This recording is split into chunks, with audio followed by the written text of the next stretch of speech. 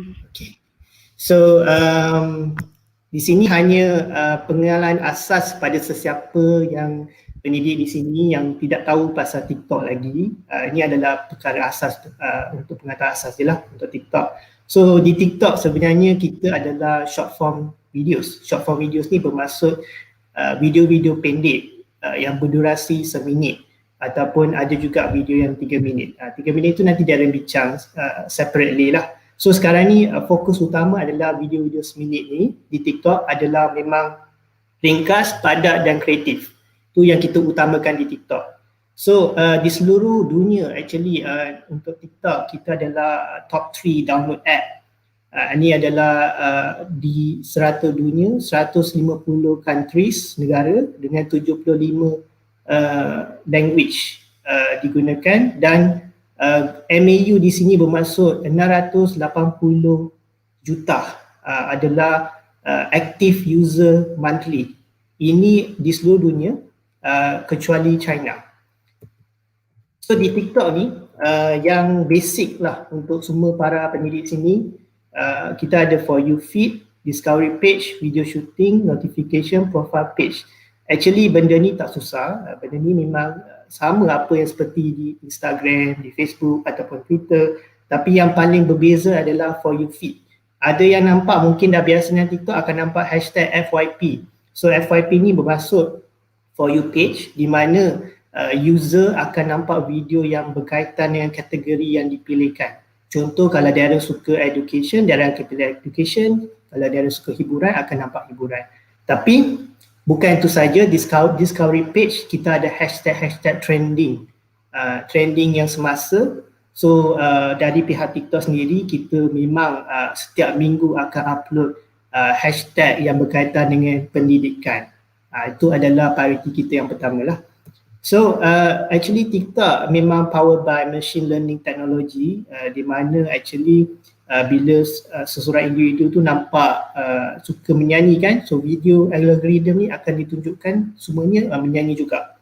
Tapi jangan risau, actually di Malaysia kita ada team yang moderate ni dia akan macam pantau ataupun akan filter video-video yang tak sesuai ataupun video-video yang tak sesuai untuk Malaysia.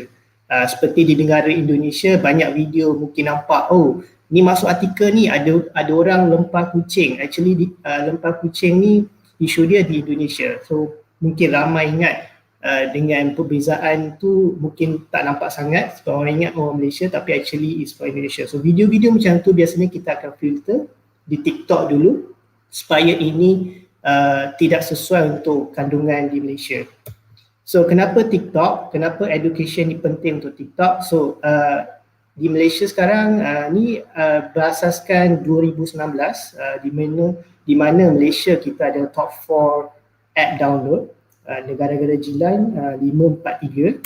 Tapi di Malaysia, Indonesia, Thailand ataupun Filipina, Malaysia kita actually ada hashtag TikTok Guru. So tadi ada orang tanya, pendidik tanya macam mana nak saluran kan. Saluran di sini adalah menggunakan hashtag TikTok Guru ataupun ada yang dah biasa pakai EduTalk, tapi yang secara ringkas ataupun secara rasmi di Malaysia kita pakai TikTok Guru. Nanti dia orang boleh share hashtag ni, jangan risau. And campaign-campaign yang kita buat secara ringkas di Malaysia bersama MDEC bulan Oktober lalu, bersama Doni adalah teammate Darren yang menyertai questions ataupun panelis untuk education in social media. Mungkin ada yang join My Digital Maker Fair tahun lepas, mungkin ada yang tak sampai, tak kesempatan, tapi ini adalah hanya kandungan apa yang kita buat sejak last year. Tapi di Indonesia kita ada sama-sama belajar hashtag #Emerbazer hanya untuk Kementerian Indonesia lah. So secara ringkas banyak benda lagi yang boleh dimanfaatkan di TikTok. Kita actually di TikTok ni bukan sahaja TikTok Guru, masa bulan Ramadan kita ada hashtag kongsi kebaikan. So contoh kongsi kebaikan salah satu video adalah ada juga mengaji masa bulan Ramadan dan ini juga telah memberi manfaat kepada pengguna-pengguna yang lain. So untuk yang lain macam PKP kan, MCO kan, COVID ni memang menyusahkan, so that's why kita pun bekerjasama dengan NGO di mana manfaat digital digunakan sebaik mungkin melalui hashtag terima kasih hero. So bersama NGO rakan-rakan yang lain, kita actually ada buat video berasaskan macam mana nak buat DIY face mask. Mungkin ada pendidik kat sini masih tak tahu lagi, boleh tengok video tu. Dan dengan TikTok Guru, bulan Mei lalu kita bekerjasama dengan Astro Ceria, di mana kita actually nampak hiburan ni memang benda yang ramai suka tengok. So dengan Astro Ceria ni kita mengajar tips macam singing tips, menyanyi tips macam mana. Dengan Datuk Syafinas, dengan Zizan, macam mana nak menyanyi dengan lebih baik. So ini juga nampak mencurah bakat di remaja sekarang. Di TikTok ni ramai generasi Z.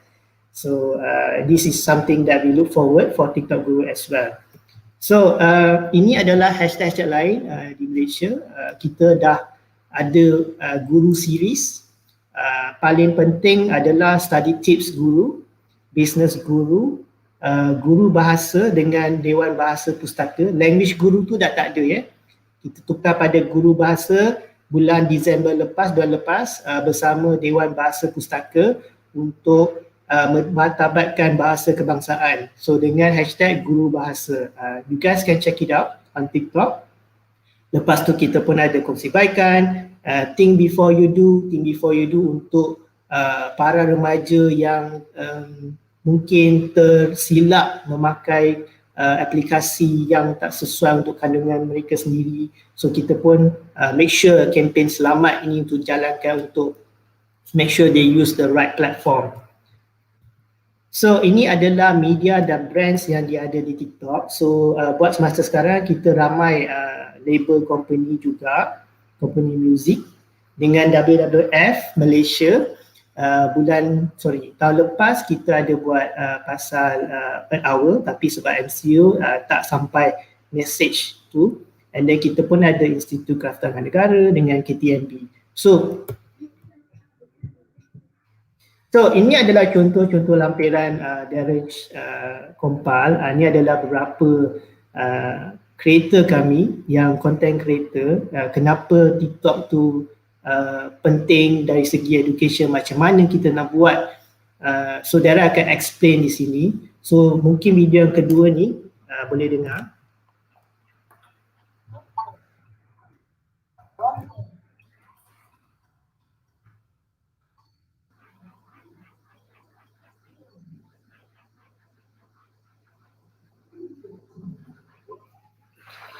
So ini adalah contoh yang kita ada stiker yang boleh dijadikan pendidikan juga, ada juga mengajar secara ringkas.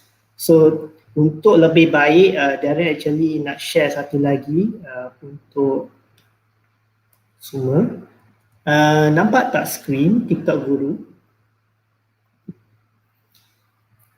Kalau nampak di skrin Darren sekarang, ini adalah hashtag TikTok Guru. Lepas ni Cikgu Hilmi pun akan explain lebih. So TikTok Guru ni adalah hashtag yang kita gabungkan dengan para pendidik yang lain di sana, ataupun student-student ataupun sesiapa, termasuk Ifan Khairi yang mengajar motivasi guru di TikTok. So ada juga TV Al-Hijrah, Datuk juga ataupun yang ajar Hatana, ada juga mengajar bahasa Mandarin di TikTok juga. So maybe Darren nak share macam mana nak buat video-video. Ini adalah contoh Cikgu Debbie, dia sharekan maths tips di TikTok.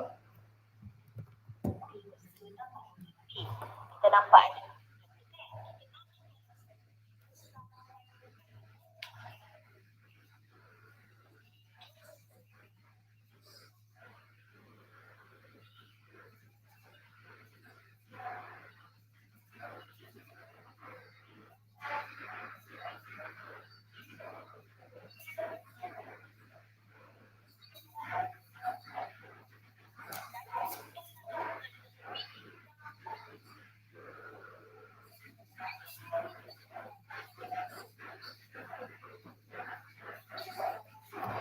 So video Cikgu Debbie ni telah dapat, tak silap Darren, dah lepas 100,000 views, engagement. Macam doktor tadi sebut, creative is very important. And then likes yang cikgu dapat ni 3,000 likes dan ada 50 orang komen. So actually creative adalah penting. TikTok actually memang priority education in terms of this. And then yang video yang kedua adalah Cikgu Iqbal. Kawasan-kawasan yang macam tadi lah. Saya siap tengok ada video orang pergi hancur benda berkayu dekat kaca-kaca keluar baju dadang macam mana memang kan. You don't do that. Sebab you want to think tu alat telur dengan kamu. Ya, itu telur siput tu. Jangan tu orang ada sekali. Oh, maybe you should. Sebab ini alat itu nak investigate. Maksudnya, itu ni bukan orang ini yang bernama Islam. Tapi kalau dia datang dengan Islam, and dia mengganggu Islam dengan Islam. Dia ada tu.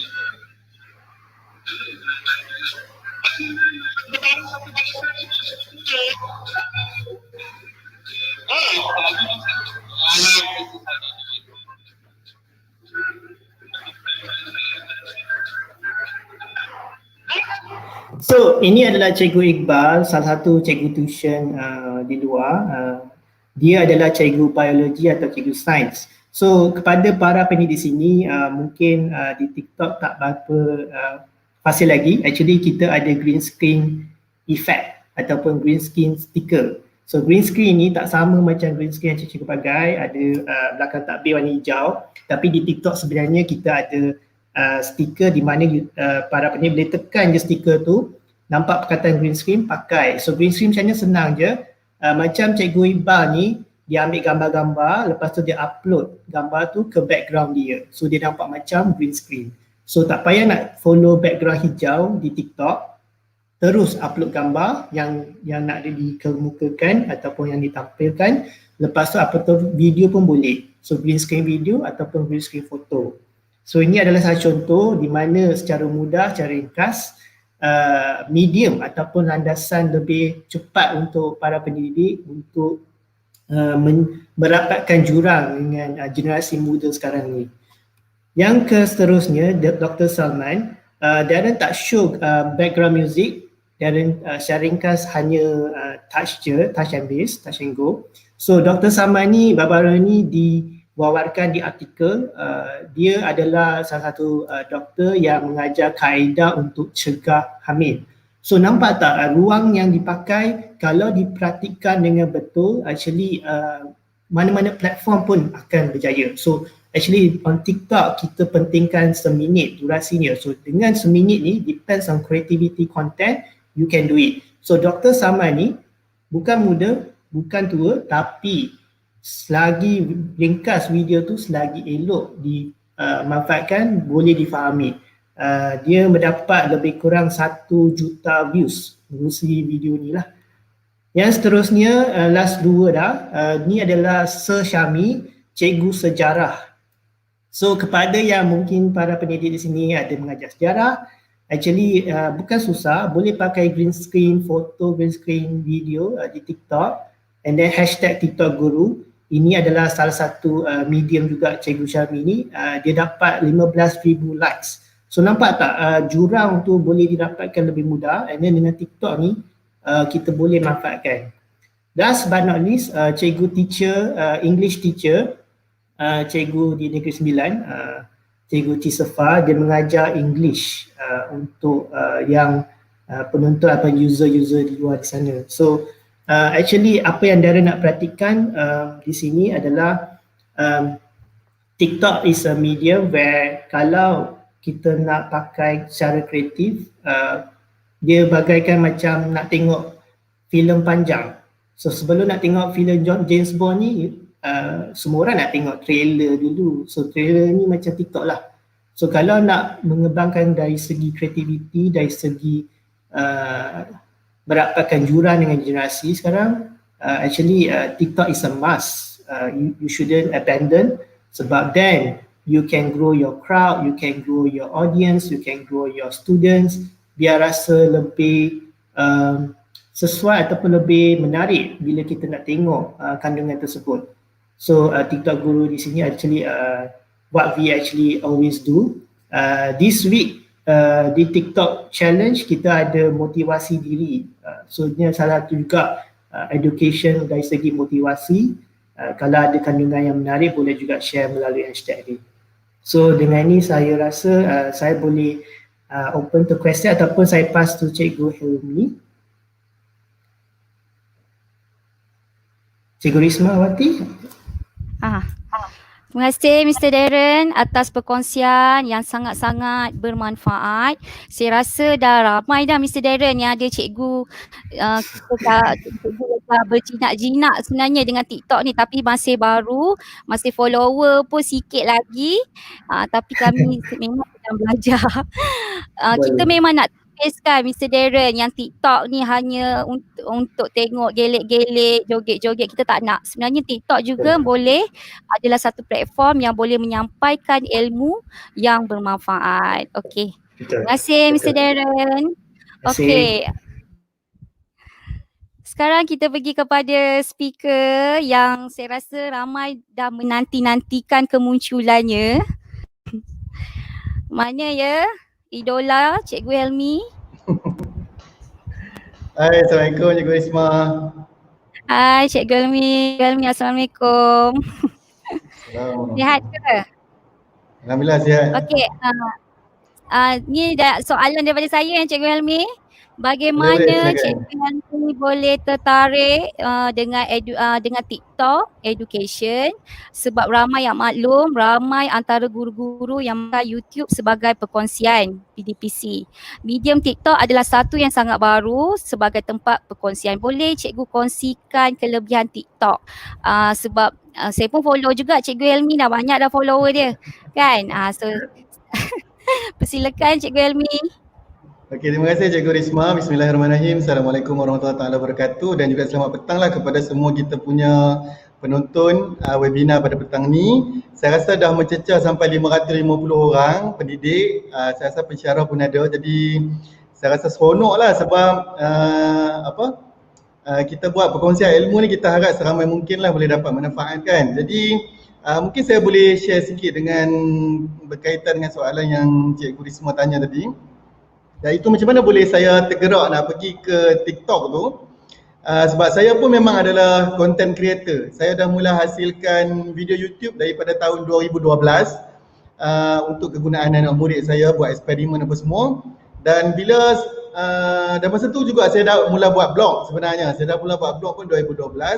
Dan kemudian saya tengok kalau kita nak sentiasa relevan, untuk nak jadi guru ni kita nak relevan, kita kena dynamic.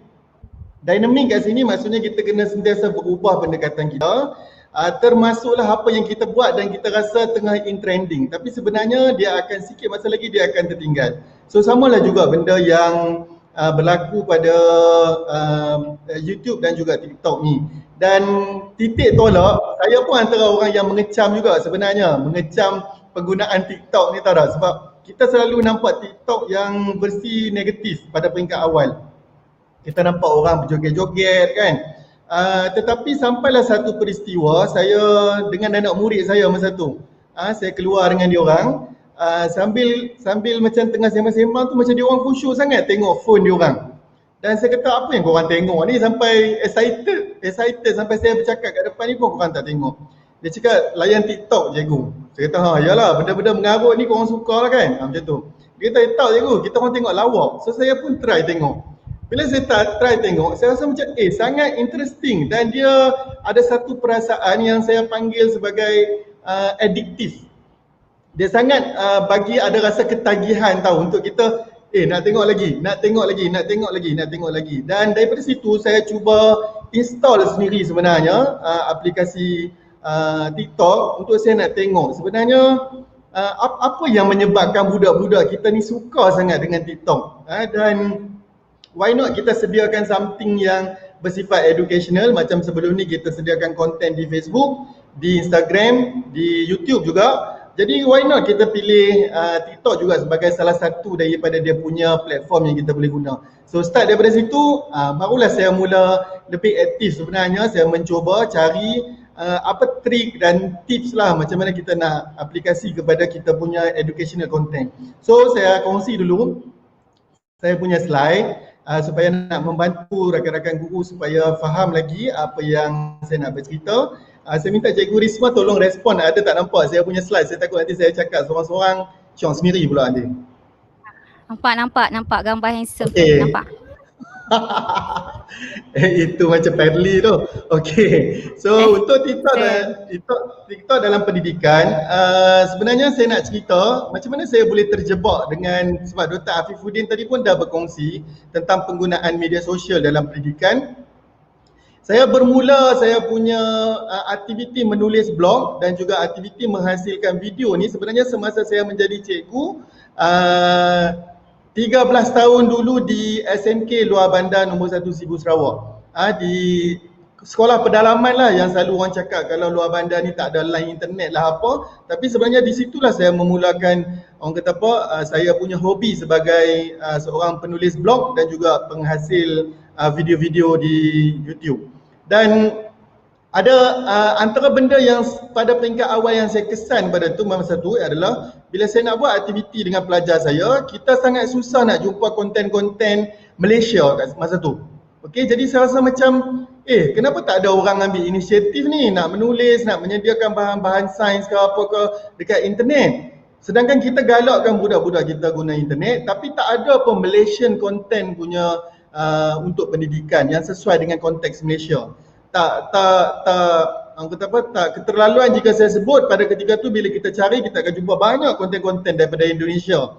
Sebab rakan-rakan guru kita kat sana dia banyak hasilkan konten-konten yang menggunakan bahasa Indonesia. Jadi macam saya rasa macam kenapa kita tak ada yang buat So daripada situ yang menyebabkan saya menceburkan diri kepada benda-benda penggunaan media sosial ni. So saya mula dengan blog. Yang saya rasa ramailah cikgu-cikgu yang kenal saya dengan blog ni sebelum mengenali diri saya, dan seterusnya saya kembangkan kepada media-media sosial lain.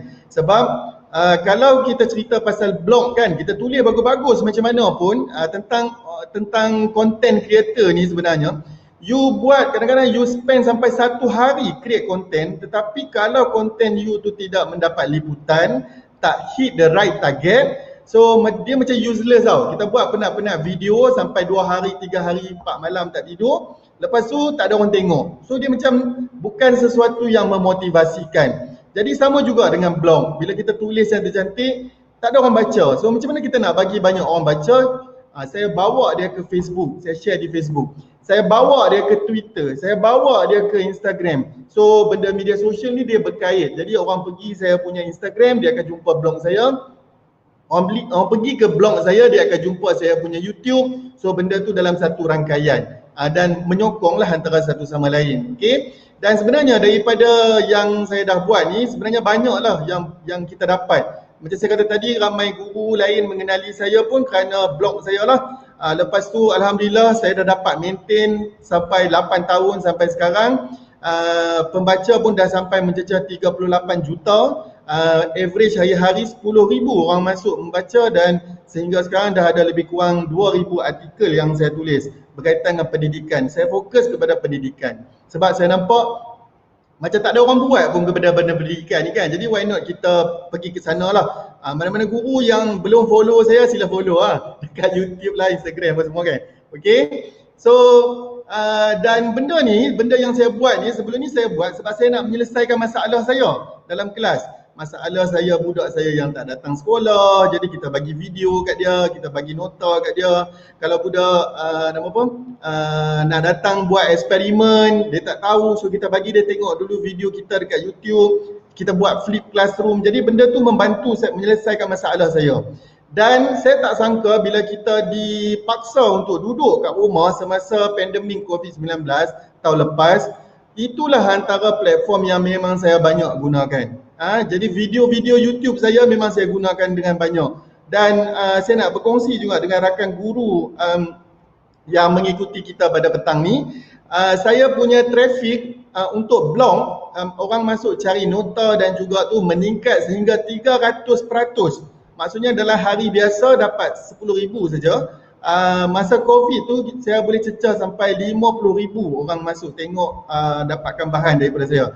Jadi potensi tu sentiasa ada walaupun kita rasa macam Siapalah nak tengok aku punya blog ni kan, tapi sebenarnya ada. Sama juga dengan YouTube. Masa tu lah, sebab cikgu kita tak banyak menghasilkan video-video lagi pada masa tu sebenarnya. Sehingga kita gerakkan melalui Cikgu Tube dan juga Akademi YouTuber. Barulah kita ada ramai guru-guru kita yang menghasilkan konten-konten Malaysian content di YouTube, especially yang berkaitan dengan pendidikan. So, daripada sini saya tengok ada lagi satu lagi masalah dia. Bila kita bagi video yang macam 20 minit, 30 minit kepada pelajar, pelajar kita tak nak tengok sebab line internet tak bagus. Lepas tu dia pun dia tak ada masa nak tengok panjang-panjang kan. Jadi saya kena fikirkan macam mana nak hasilkan video yang lebih pendek. Jadi ini antara satu aktiviti, saya patah balik. Antara satu aktiviti yang saya buat dengan pelajar saya, sebab bila kita buka balik sekolah untuk mula-mula tutup, lepas tu kita buka kan yang kali pertama tu. So pada masa tu sebenarnya dia sangat tekankan kepada hybrid learning.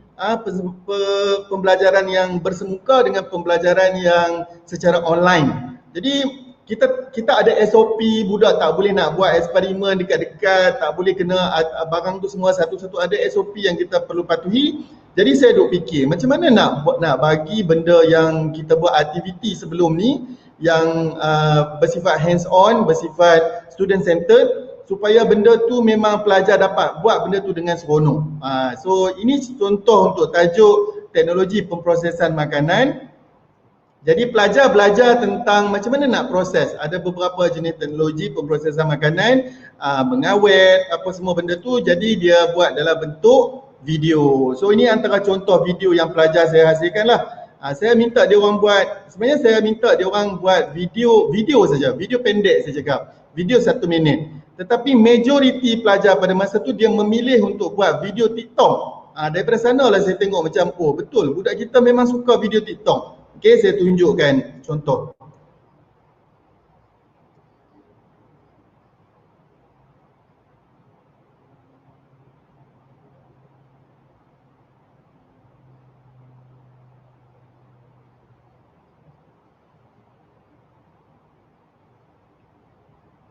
Okey, so pelajar ni dia tunjukkan semua proses yang dia buat daripada dia mula beli ikan sampailah habis menggunakan video konsep TikTok, iaitu video yang pendek dan juga ada lagu. Okey, lepas tu ada penerangan sikit lah. Lepas tu saya tengok macam benda ni saya tak pernah ajar pun secara formal dalam kelas. Maksudnya kita tak pernah, okey hari ni kita ada kelas editing video. Tak pernah. Tapi budak-budak saya semua boleh buat secara individu.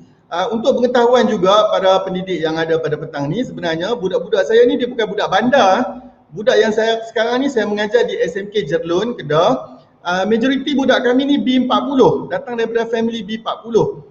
Anak-anak kalau kita kategorikan sini budak kampung dan kategori luar bandar. Tetapi nampak tak macam mana knowledge dia dah sedia ada. Sebab kalau kita tengok kepada generasi-generasi yang ada, generasi murid yang kita ada ni dah generasi Z, dan juga kalau di sekolah rendah dia generasi Alpha, yang mana dia orang ni adalah dia panggil digital native kan, yang memang lahir-lahir dia dah pandai dah benda teknologi. Bukan macam kita guru-guru ni, kita daripada kelompok baby boomers, guru generasi Y, guru generasi X, guru generasi Y. Kita adalah digital migrant yang kita kena berpindah. Maksudnya dulu kita lahir zaman kita teknologi pada masa tu Walkman. Tetapi sekarang budak kita tak kenal dah Walkman tu apa. So kita kena berpindah.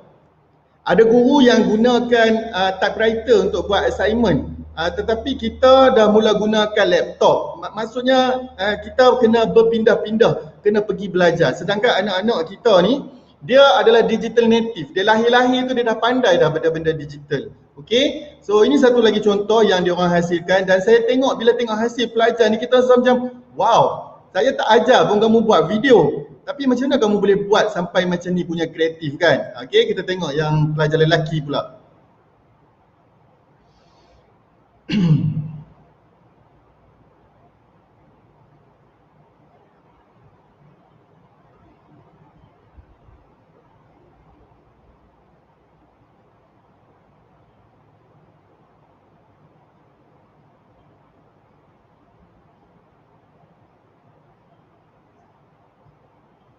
Okey? Kalau kita tengok tu saya rasa macam kelakar, pandai juga korang fikir nak buat macam ni, nak baling macam tu, nak ambil daripada sana, sebab dia orang sendiri pun dah terikut ataupun yalah, dia orang kan selalu tengok video kat YouTube lah, dekat TikTok apa, jadi saya tengok sebenarnya benda-benda macam ni sangat sesuai dengan pelajar masa kini, cuma kita je guru yang kena sesuaikan dengan apa yang dia orang nak. Okey, ini satu lagi. Kemudian masa kali kedua bila kita dicutikan sekali lagi, saya nak share satu lagi, iaitu ada eksperimen wajib yang kita kena buat, tapi kita tak sempat nak laksanakan dengan pelajar saya sebab kita dicutikan kan. Okey, jadi saya kata okey, sekarang saya nak kamu buat video guna konsep TikTok dan kamu buat berdasarkan kamu punya bahan yang ada. Maksudnya dia kena modify sikit lah. Eksperimen ni eksperimen wajib, pelajar sains tingkat 4 dia kena buat, tapi disebabkan dia duduk kat rumah dengan alatan yang terhad, jadi dia kena gunakan barang yang dia ada lah. So cuba tengok kreativiti dia orang ni. Okey,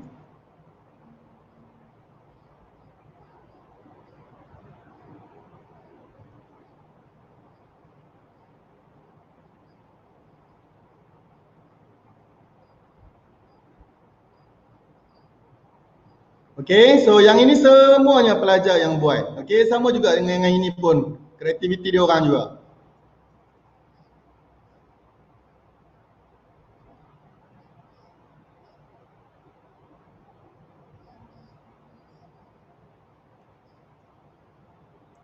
Okey, kalau kita tengok memang rasa kelakar lah. Kadang-kadang alat yang kita tak sangka, macam yang itu saya duk tengok apa benda lah dia pakai ni.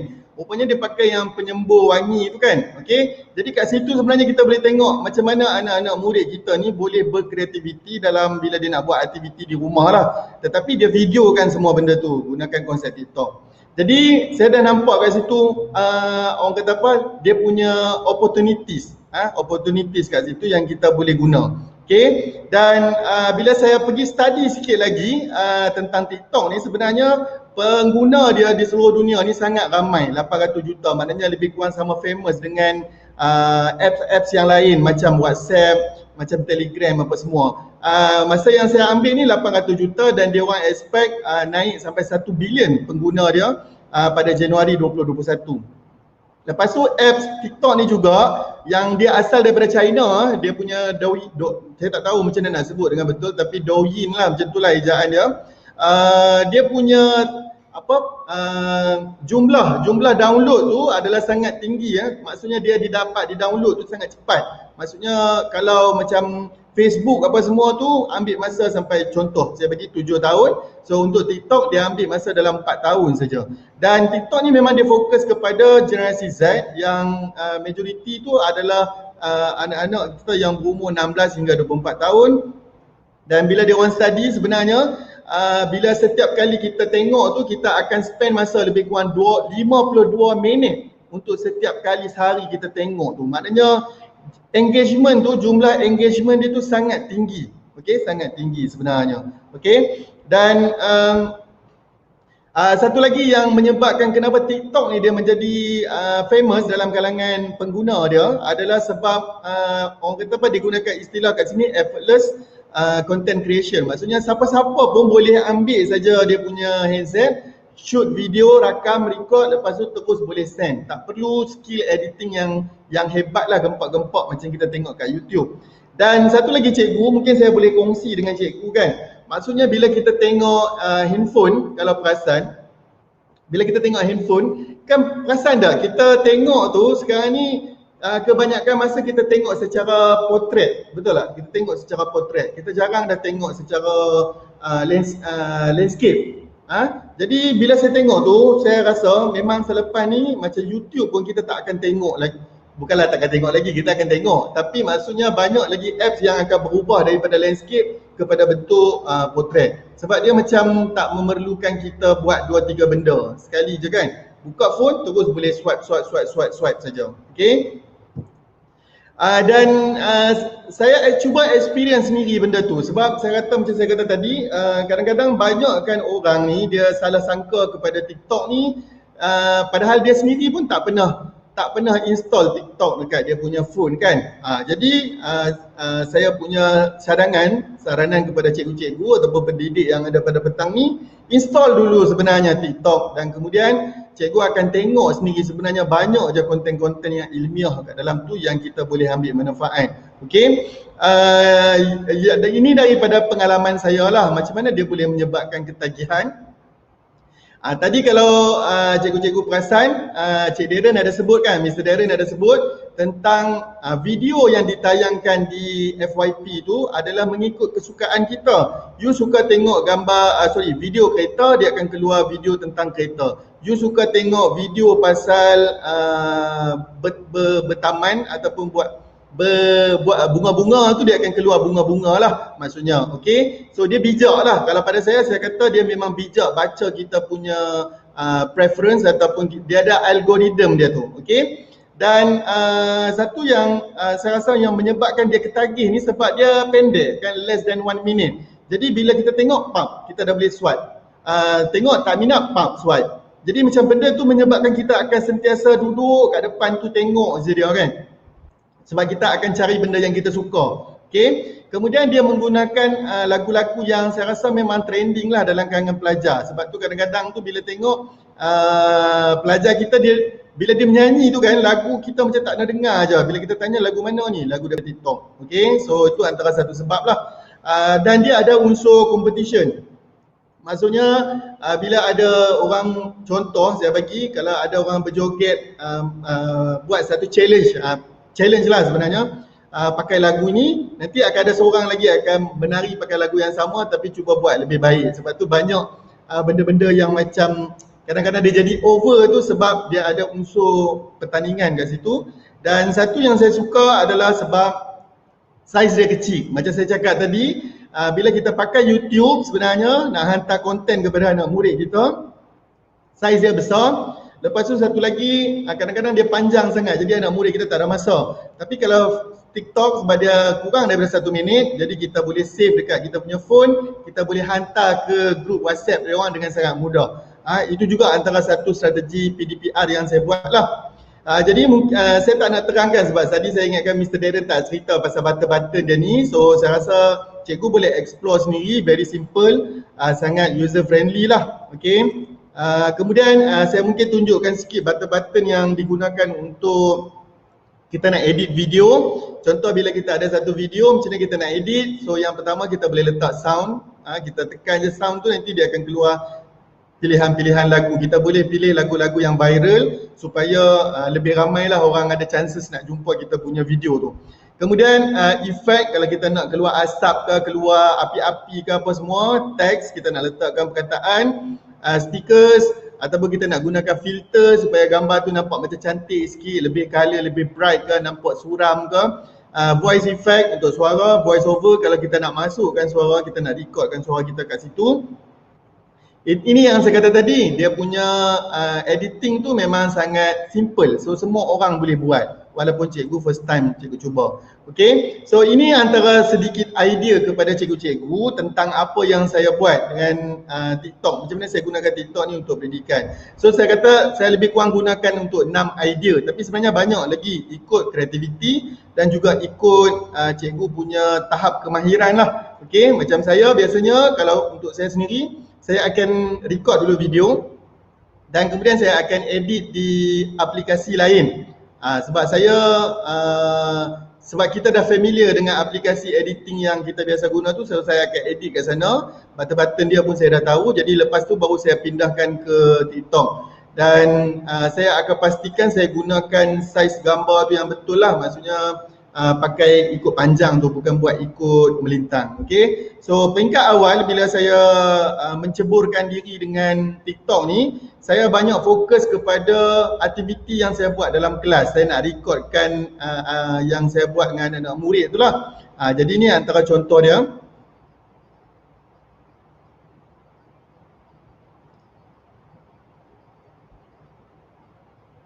Okay, dan saya banyak fokus kepada macam sinematik sikit lah, konon-konon lah.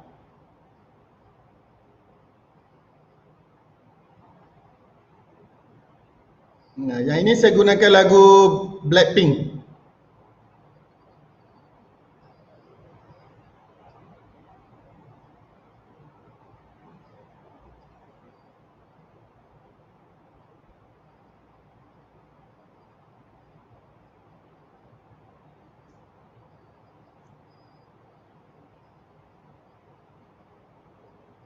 Okay.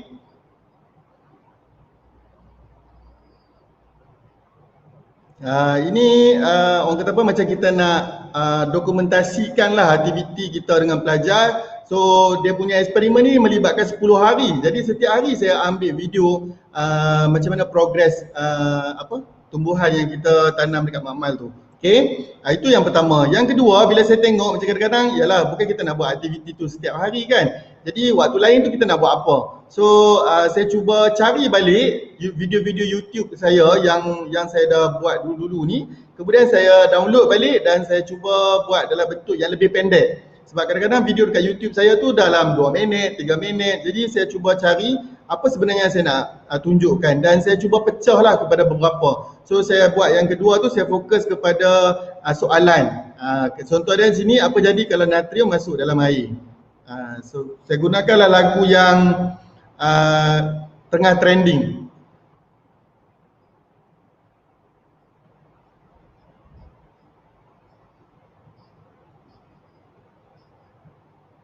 Okay. Dan kat sinilah saya rasa kagum dengan TikTok sebenarnya. Maknanya video yang sama kita buat dekat YouTube, kita makan masa sampai 3 minit. Tetapi dekat YouTube kita boleh pendekkan kepada hanya dalam 20 saat, 30 saat saja. Menunjukkan kadang-kadang ada banyak benda yang kita tunjukkan dekat video kita tu tak perlu pun sebenarnya. Itu saya rasa benda yang challenge saya balik sebagai seorang content creator. Macam mana kita nak cram semua maklumat yang penting tu dalam satu video yang pendek. Itu yang menyebabkan saya suka lah dengan TikTok ni. Ni satu lagi.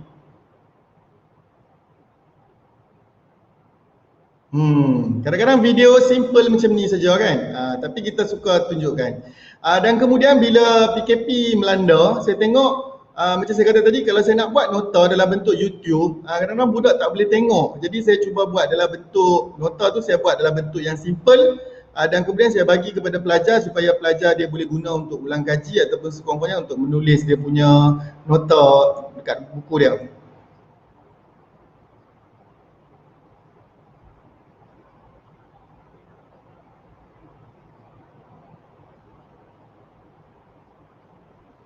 Okay, ini pun sama satu lagi, kelapa sawit.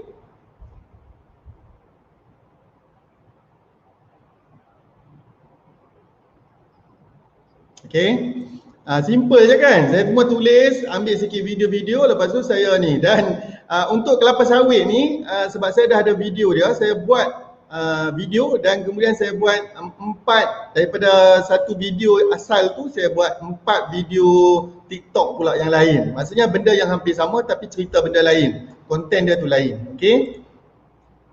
Dan kemudian idea yang keempat untuk cikgu-cikgu yang ada pedang ni, mungkin cikgu boleh buat dalam bentuk couple. Contoh macam sebab dalam sains kita banyak belajar yang benda-benda couple ni kan. Contoh macam cerita pasal mutasi gen, mutasi kromosom. So saya akan sediakan nota untuk kedua-dua ni supaya saya boleh hantar kepada anak murid saya. Kemudian aktiviti dalam semasa PDPR ni apa? Okay, you buat comparison antara mutasi gen dengan mutasi kromosom, sebenarnya apa beza dia, apa contoh-contoh penyakit dia. Okay, kita tengok sikit.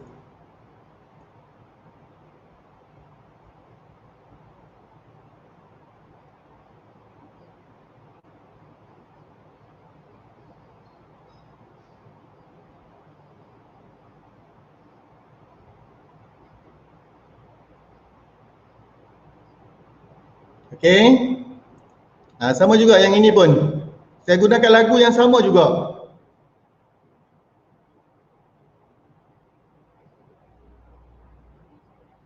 Dan pemilihan lagu saya biasanya saya akan cuba ikut trend semasa tu lah. Lagu apa yang tengah trending. Sebab yalah budak suka follow kan. Okay. Lepas tu yang idea kelima adalah benda-benda yang simple je cikgu. Kadang-kadang macam contoh video ni. Saya tunjuk.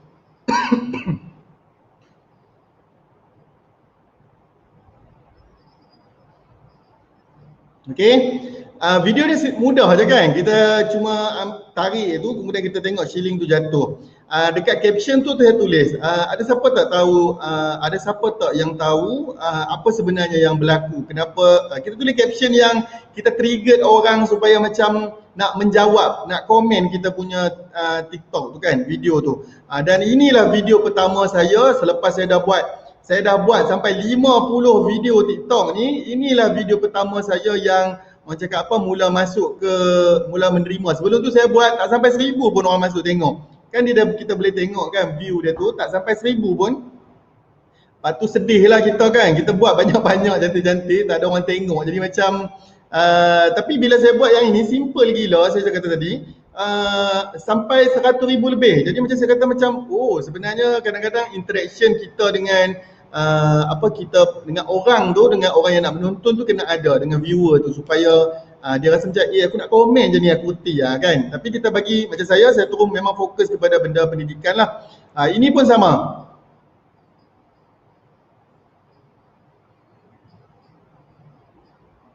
Simple je kan, suruh budak tiup, lepas tu saya buat caption. Bila saya post saya tanya dia orang sebenarnya kenapa kertas tu tertarik merapat antara satu sama lain. So benda-benda macam ni sebenarnya yang orang kata apa, boleh bagi idea lah kepada idea lah untuk saya buat video macam mana kan. Lepas tu saya nampak satu lagi konsep yang saya rasa macam boleh menyebabkan ramai budak-budak ni, sebab dekat TikTok memang sangat ramai budak-budak sekolah ni. Jadi macam mana nak bagi dia komen dan tengok benda kita buat. So kita buat konsep Q&A. Kita bagi soalan, lepas tu kita minta dia jawab. So yang cikgu nampak kat sini tu sebenarnya jawapan budak lah tu. Okay, so saya tunjuk sikit. Ni soalan.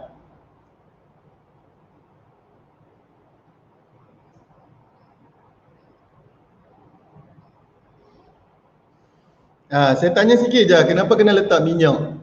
Eksperimen ni pasal transpirasi, tapi kita tanya benda-benda simple kat situ kan. Lepas tu kita jawab lah balik. Bagi jawapan kat dia orang. Video yang hampir sama je kan.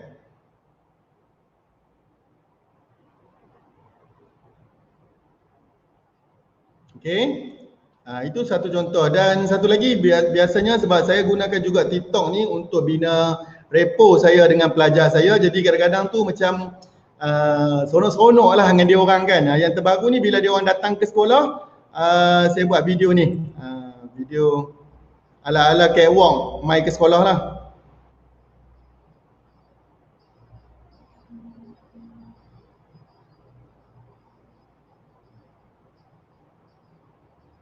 Okay. So budak suka lah, dia suka sebab dia ada muka dia sama, lepas tu dia rasa macam style benda ni kan. So dia pergi ke kita punya TikTok dan dia tengok dengan harapan supaya dia tengok benda-benda pendidikan ni akan banyak lagi lah konten-konten pendidikan yang dia nampak. Ini satu lagi contoh yang masa musim PDPR tu yang pelajar tak dapat datang sekolah tu. Cikgu Helmi sekejap. Ya. Cikgu Helmi dengar saya. Dengar. Sebab ada dekat ruang komen. Dia kata tak dengar lah video-video Cikgu Helmi. Boleh tak masa Cikgu Helmi buka video tu kena buka mic Cikgu Helmi. Baru boleh dengar. Okey. Tak apa. Sebenarnya taktik tu saja Cikgu Risma, sebab saya nak dia orang follow saya punya TikTok. Boleh macam tu. Boleh lah macam tu. Okey, jap. Bagilah belanja satu dengan bunyi. Sabarlah cikgu kejap kita tengok yang ini dulu.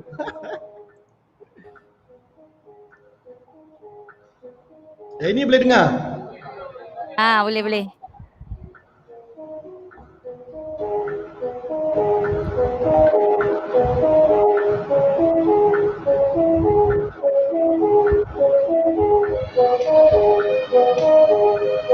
Ni sajalah acah-acah seronok dengan pelajar. Ini pun sama. Ini yang hari pertama dia orang datang sekolah hari tu.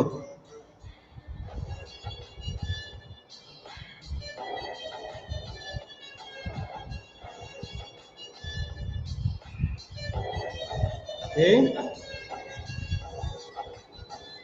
Sebenarnya benda-benda macam ni walaupun simple tapi sebenarnya pelajar suka lah kalau pada saya lah. Memang dia orang suka, dia orang macam dia akan ada interaction dengan kita lah. Jadi macam itulah peluang kita gunakan selit dengan benda-benda pendidikan lah. Macam saya memang saya fokus terus, saya punya social media memang untuk pendidikan lah. Saya jarang cerita benda personal kat situ lah. Personal tu saya simpan dalam hati. Okey. Seterusnya saya mungkin kongsi dengan cikgu-cikgu untuk macam mana nak hasilkan video yang saya rasa menarik lah. Okey, yang menarik dia macam-macam lah. Kalau cikgu-cikgu ni cantik, lawa, handsome tu, bolehlah cikgu buat video yang nampak muka tu kan, berkeyakinan tinggi tu kan. Tapi macam saya sendiri pun saya tak ada tunjuk muka saya dekat video saya. Okey. So antara dia macam seperti yang Mr. Darren tekankan tadi, kreativiti pada kita punya konten lah. Kreativiti pada kita punya konten. Kadang-kadang kita tengok benda tu simple je tapi disebabkan benda tu nampak lain daripada yang lain, so ramai orang tengok. Okay. Kemudian saya percaya antara ciri konten yang bagus adalah dia ada caption lah. Sebab caption ni maksudnya dia bagi idea kat kita tau sebenarnya video tu pasal apa sebelum orang klik play tu kan. Okay. So caption kena tulis yang menarik lah. Kalau saya secara personal saya suka caption yang boleh trigger orang. Contoh macam dia tengok tu kita kata apa jadi kalau macam tu. So kita bagi benda yang boleh trigger orang. Kemudian yang ketiga adalah penggunaan hashtag yang betul. Macam tadi Mr. Darren pun dah kongsi TikTok Guru. Kalau macam saya sendiri, saya akan selain daripada saya guna TikTok Guru, saya gunakan juga Learn on TikTok. Lepas tu satu lagi TikTok Malaysia dan juga satu lagi hashtag FYP itulah. Saya pun tak tahu orang dah letak macam tu, saya pun buat macam tu je lah. Okay. Dan selain itu cikgu-cikgu boleh juga gunakan filter. Filter pun bagus. Dia banyak filter kan, nanti cikgu boleh guna, so guna, kadang-kadang dia orang kata boleh membantu. Dan juga satu lagi penggunaan lagu, okay, lagu yang sesuai lah, okay. Kemudian yang keempat adalah timing. Timing tu kena sesuai masa cikgu nak post.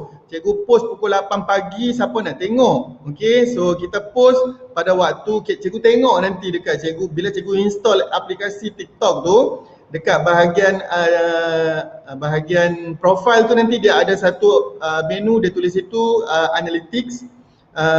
Lepas tu kat situ kalau cikgu tengok, cikgu boleh tengok pukul berapa yang ramai viewer cikgu tengok. Macam saya mula-mula masa peringkat awal saya join TikTok ni, pukul 11 pagi. 11 pagi ramai orang tengok lah. Saya tak tahulah pelajar ke siapa, tapi pukul 11 pagi. Lepas tu bila saya tengok sejak kebelakangan ni, saya nampak kat situ pukul 1, pukul 2 petang. Jadi saya akan cuba post saya tu pada waktu tu supaya dapatkan paling ramai lah audience. Dan saya percaya juga sebenarnya bila kita jadi content creator ni dia kena ada banyak lah. Kalau cikgu baru buat satu video TikTok, takkanlah cikgu harap terus meletup, terus viral satu Malaysia kena cikgu kan. Okay, so cikgu buat banyak dulu. Macam saya kata tadi, saya sampai 50 video, barulah ada satu video yang lebih daripada 10,000. Masa tu happy sebab kita rasa macam berbaloi lah dengan apa yang kita buat. Tetapi untuk nak sampai ke situ perlukan kesabaran dan ketekunan lah. Okay, dan macam saya kata tadi, selain daripada penggunaan filter, penggunaan apa satu lagi kadang-kadang banyak lah sebab dia ada banyak function dekat TikTok tu kan. Kita duet dengan orang-orang yang terkenal dekat TikTok, so dia akan bantulah. Okay, so saya rasa itu sajalah kot saya punya perkongsian. Saya jemputlah cikgu-cikgu pada hari ni follow saya di TikTok. Tak sampai pun 7,000 lagi follower kat situ. Semoga, saya harap juga semoga kita warga pendidik ni kita pergi peluang ke sana supaya kita dapat orang kata apa, mensuci murnikan lagi lah platform-platform. Kita cuba gunakan dengan sebaik mungkin. InsyaAllah saya rasa usaha-usaha kita tu akan dapat something lah untuk kita dunia dan akhirat. Okay, so itu sajalah. Selamat maju jaya buat semua rakan guru. Ya, selamat ber-TikTok. Okey, terima kasih Cikgu Helmi atas perkongsian yang sangat hebat, yang sangat memberangsangkan, yang sangat menarik. Okey, kita sekarang tibalah masa dalam sesi Q&A. So banyak soalan ni Cikgu Helmi dan Mr. Darren, harap bersedia dengan soalan-soalan ni. Okey, kita tengok soalan.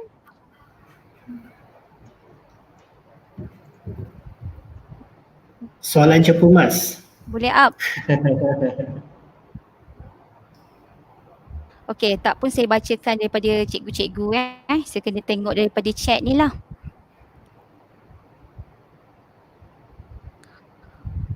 Kalau daripada atas, okey sekejap. Oh banyak tu. Okey, tadi Cikgu Mastura ada ni. Okey, cikgu boleh ke combine video terus dalam TikTok? Okey, ni sama ada Cikgu Helmi ataupun Mr. Darren boleh jawab. Bagi Darren lah. Boleh ke combine video terus dalam Combine video ni combine bermaksud, video terus dalam TikTok? maksudnya Saya combine video-video yang asal lah, betul tak? Dalam photo album kan kita combine video betul, kan. Boleh combine, Betul. tapi cuma kena tahu pakai dulu cara-cara macam mana nak upload. I think dari segi upload tu boleh try eksperimen, biar lebih ke eksperimen, so I think that will help you easy lah. Upload ni dari segi button tu kena tahu kat mana dia di plus button and then you upload macam biasa. Cikgu Amy nak tambah ke? Okay. Sebenarnya Darren boleh juga. Sebenarnya kalau kita edit di TikTok terus lagi senang sebenarnya, sebab kita boleh dia bijak tau. TikTok ni dia bijak, dia terus kenal pasti lagu yang sesuai dengan kita punya video. Saya tak tahulah apa teknologi dia orang pakai, tapi dia memang boleh detect lagu yang dia akan suggest kat kita terus lagu mana yang sesuai dengan video-video yang kita dah compile tu. Dan seterusnya nanti kita masih boleh buat manual editing lah, kita nak pilih part mana yang kita nak tunjuk. Okay? Betul, saya sokong. Soalan seterusnya tadi, dia lagu tak ada copyright claim ke, dia kata. Okay, yang ini kena tanya Darren. Lagu-lagu yang Mr. Darren. Mr. Darren jawab. Okay, lagu-lagu yang di TikTok actually sebenarnya lagu memang dah ada copyright. Kita dah ada clearance on the copyright. Macam mana nak tahu lagu tu ada copyright ke tak? Kalau tak biasa dengan TikTok susah nak cari. Kalau dah biasa sikit tu, actually kalau tekan button video, lepas tu plus button kat tengah tu, lepas tu dia masuk straight nak rakam video, lepas tu kat atas tu tulis sound. So bila tekan sound tu, atas sekali paling tengah sound. Nampak semua lagu-lagu yang ada copyright. Cara yang kedua, kalau nampak video kat homepage kan, lepas tu suka sangat lagu tu, terlintas nampak lagu ni menarik, saya nak tengok. So tekan lagu vinyl album kat tepi hujung kanan, lepas tu boleh pakai lagu tu secara tidak langsung. Secara automatik boleh pakai untuk video kalian. Tapi yang ketiga, kalau let's say cikgu-cikgu rasa okeylah saya nak upload video saya sendiri, dah ada background music. So kalau tak pasti sama ada copyright tidak, lagu tu dah upload, within 24 hours, kalau lagu tu tak ada masalah, so dia tak akan pop up notification. Kalau ada masalah, dia akan pop up notifikasi lagu ini tak ada dalam database kami atau lagu ini tidak ada copyright. So dia akan jadi mute. Mute-nya dia straight, tak ada dengar lagu macam Cikgu Amy tadi bentang tak ada lagu kan. So macam tu, dia mute straight. Okay, tu adalah jawapan lah. Kalau mungkin saya tambah sikit lah. Kalau macam saya sendiri, kalau saya scroll tu, saya tengok macam ada video yang lagu dia sedap tau. Macam kita seronok dengar. Yes. So saya akan simpan siap-siap lagu tu. Kita buat edit to favorites. Nanti kita boleh cari daripada sana saja. Itu saya punya style lah kalau untuk lagu-lagu ni. Okey, soalan seterusnya. Macam mana aplikasi TikTok ini dipraktikkan dalam PDPC bahasa? Bahasa tu bahasa Malaysia ataupun bahasa Inggeris. Ada ramai kan Cikgu Helmi kan? Cikgu-cikgu yang buat bahasa Inggeris lah. Saya ada nampak bahasa Inggeris. Boleh silakan jawabnya Mr. Darren ke? Okey, kalau Cikgu yang ini Helmi. saya jawab dulu. Sebenarnya saya tengok pada penggunaan TikTok ni dia lebih kepada penyampaian konten tau tak? Macam saya sendiri pun untuk saya gunakan untuk sains tadi pun, sebenarnya saya bagi konten, contoh macam saya bagi konten mutasi gen, lepas tu mutasi kromosom. Tetapi apa aktiviti pembelajaran dia adalah buat comparison. So budak-budak kita kat rumah dia akan buat comparison. Sama juga maknanya konten, kita bagi konten kepada pelajar. Sama juga dengan bahasa tadi ataupun subjek-subjek lain. Kita bagi konten tetapi pengaplikasian ilmu tu sebenarnya berlaku antara guru dengan murid tu. Mungkin Darren nak sambung kot kalau untuk bahasa, sebab kita ada banyak kan cikgu-cikgu bahasa kan. Banyak cikgu guru bahasa. Secara tak langsung sebenarnya tadi Darren pun mention last month kita launch guru bahasa hashtag dengan Dewan Bahasa Pustaka. So that also one of the way how kita collaborate dengan Dewan Bahasa Pustaka bahasa kebangsaan. So tapi dari segi bahasa kan boleh jadi macam mana pun boleh, kreativiti itu penting. So ada yang mengajar bahasa Korea, ada yang mengajar bahasa Mandarin, ada juga praktikan mengajar bahasa Inggeris macam tadi teacher Fa. So actually it depends on each creativity lah. Paling senang ambil satu perkataan, satu ayat, lepas tu translate straight and then you pakai lagu background yang soft, tak ada interference masuk di sini. Contohlah macam cikgu Ayu pakai Blackpink kan, so dia dengar lagu Blackpink je tapi bila nak bercakap tu dia macam ada background noise. So Darren cadangkan kalau buat bahasa ni to improvise, to improve, pakai lagu yang soft. So should be not issue. Okay, soalan seterusnya. Okay, Mr. Darren, how do we want to ensure the content of TikTok are safe and suitable for small children when they have the account? Okay, Mr. Darren. Soalan cepu mas. So secara umum memang TikTok penggemar yang paling tinggi TikTok adalah generasi muda, generasi belia ataupun lebih tepat generasi Z. So kita di sini actually kalau perasan 2-3 hari sebelum ni di artikel TikTok ataupun artikel kat Google pun umur 16 tahun ke bawah akan privatekan video, akan privatekan account. So mereka yang ini salah satu inisiatif by us to not mereka terjebak dengan gila-gila ataupun perkara-perkara yang tak bermoral. So this is very important. Yang kedua, macam mana let's say ada jugalah kanak-kanak kan biasanya dia nampak dia menarik, dia nak join juga. So there's this function called parental control on profile setting. So to those yang tak tahu, pergi kat profile, tekan setting and then parental control. So parental control ni akan memudahkan yang tengok tu dia tak nampak video-video yang buruk-buruk tu, yang gelek tu, yang tak sesuai untuk kandungan. So that is something we look forward because you can't control kids these days. Kids memang terleka dengan teknologi ataupun electronics. I think in this digital, what we want to embrace digital education ni, make sure that parental control tu ada. Yang last sekali, kalau kanak-kanak tu nak download, pastikan adalah umur 13 tahun ke atas. So how is we kat TikTok kita ada moderation team juga yang akan pantau video-video ataupun yang nampak secara tak langsung budak-budak yang bawah umur, we will delete that. Yes, this is one of our initiative lah. Ada soalan lagi? Okey, boleh ke masukkan lagu pilihan sendiri ke TikTok? Rasanya Mr. Darren dah jawab dah tadi. Ya. Saya mungkin nak tambah sikit dengan yang Darren cakap tadi tu. Sebab antara kerisauan saya juga bila kita gunakan TikTok ni macam tadi itulah, kita risau macam konten-konten yang mungkin kurang sesuai kan untuk anak-anak kita.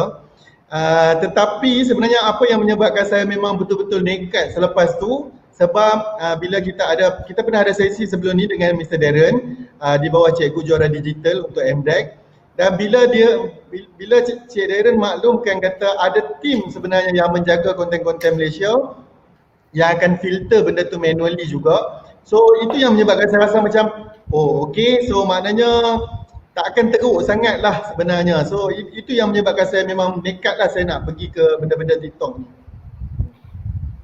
Betul. Dan tambah sikit lagi. Okey, ada lagi soalan. Boleh. Sikit lagi. Kalau Boleh, Mr. cikgu Darren. nampak video yang tak sesuai kan, mungkin termasuk dalam FYP ataupun homepage kan, dah termasuk kan, so mungkin ada kesilapan teknikal ataupun macam mana, boleh report video itu. Report video tu, tekan lama, lepas tu tekan report. So ni juga akan membantu kita mencegah. Kalau semua boleh bergabung bersama, that is also helpful for us. Sebab video TikTok ni banyak. So minit tu bukan susah tapi banyak. So that's why we need everyone's help jugalah. Okey, soalan seterusnya. Soalan saya, betul ke untuk masuk FYP kena like, share dan follow ramai orang? Selalu nampak video macam tu. Nampaknya kita punya yang tanya soalan ni memang dah install dah TikTok. Okey, Mr. Darren, boleh jawab tak? Okay, soalan ni tricky sikit.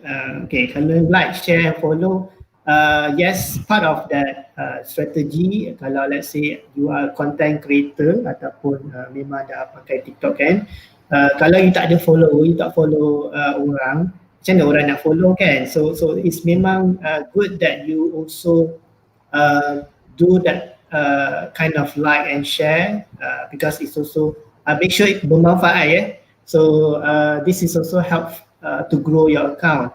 So kalau you tak ada follow tapi followers tak ada, macam mana nak follow you balik? But there's one thing kita perhatikan di sini, jangan we will say purposely sebab nak hasal kan, cakap jomlah follow me, don't have to, sebab asal kandungan adalah penting, content is king, so that's the most important.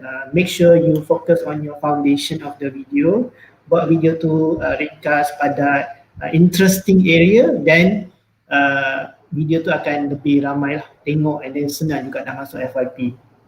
Ya. Ada soalan lagi ke? Kita tengok. Soalan lagi. Kalau ada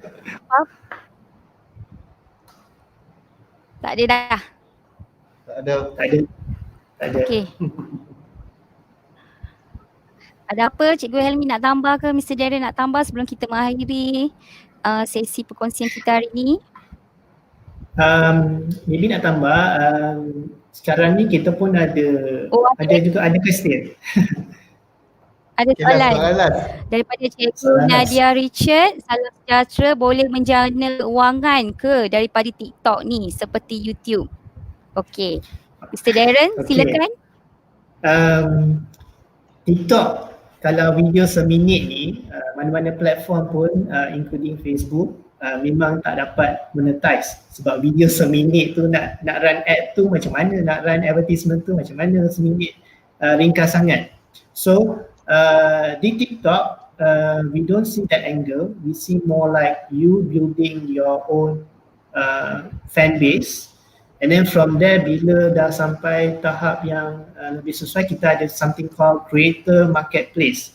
So creator marketplace ni hanya untuk creator yang ada 50,000 followers ke atas.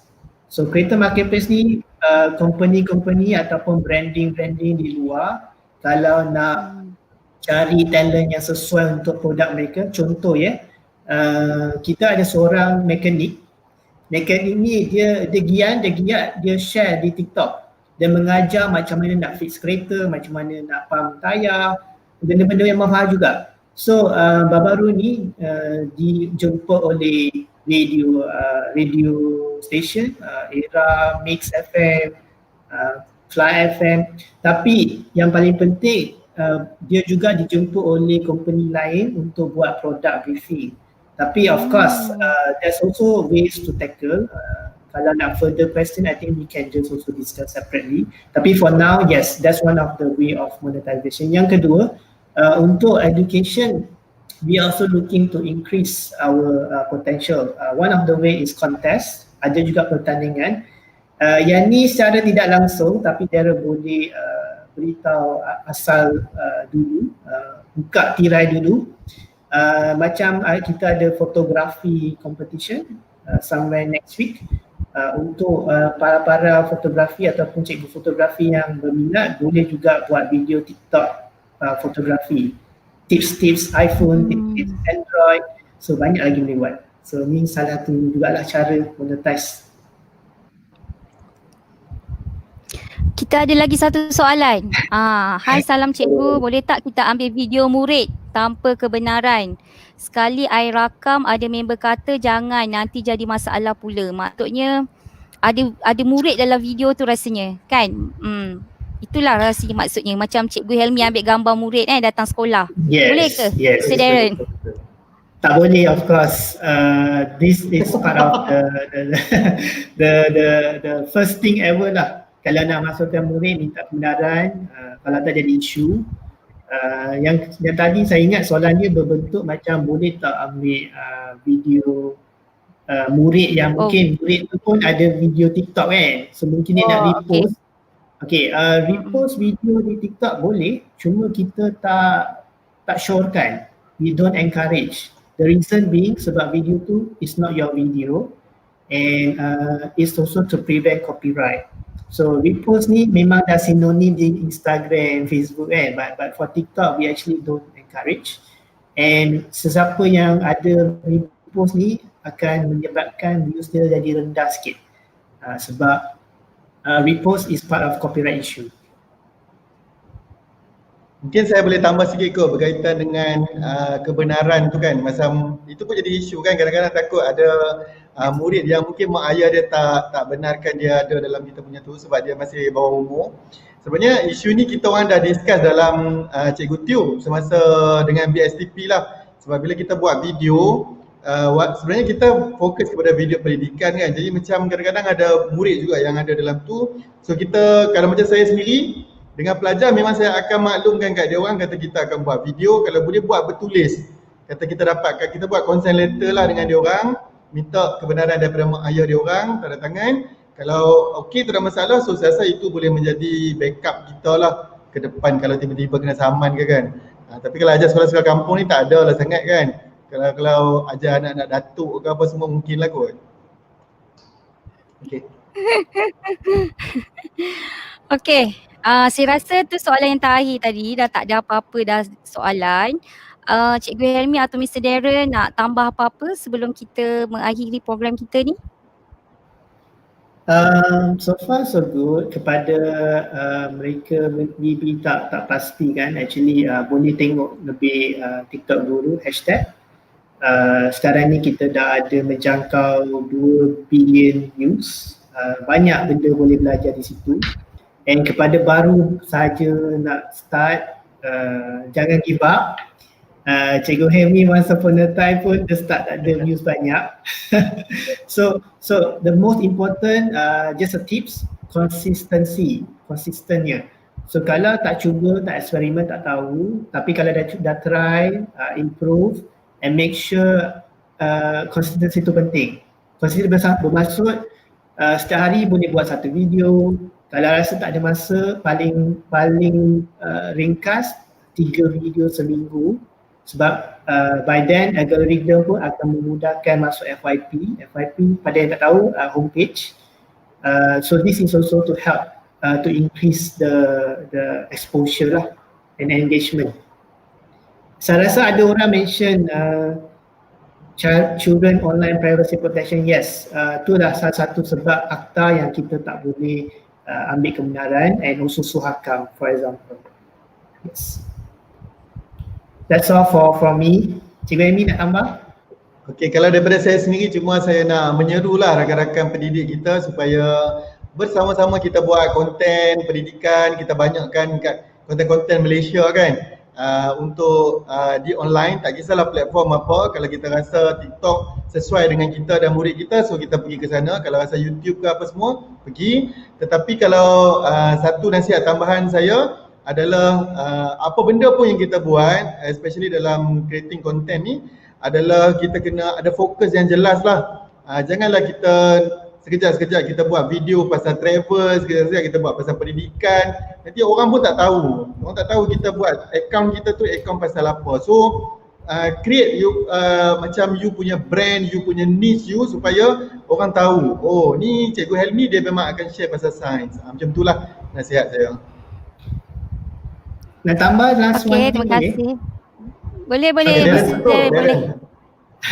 Tadi yang ada mention Online Privacy Protection Act of 1998 COPA, boleh tak saya seru Encik Elmi buat video TikTok pasal legal ataupun pasal peraturan law di Malaysia, sebab di luar negara kita nampak learn on TikTok hashtag ramai actually buat video education tips about education about law di TikTok. So tapi di Malaysia kita nampak lagi pegiat legal ni nampak sebab boleh mengajar mereka yang tak tahu dan boleh bermanfaatkan kepada semua.